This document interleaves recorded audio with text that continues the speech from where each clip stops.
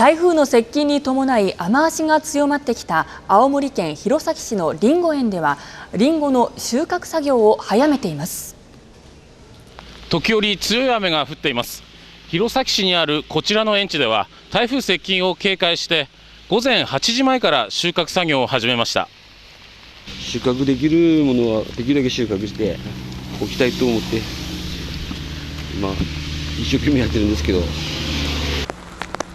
弘前市の石岡俊秀さんのりんご園では家族など5人で収穫可能な紅玉を選別しながらカゴに入れていました。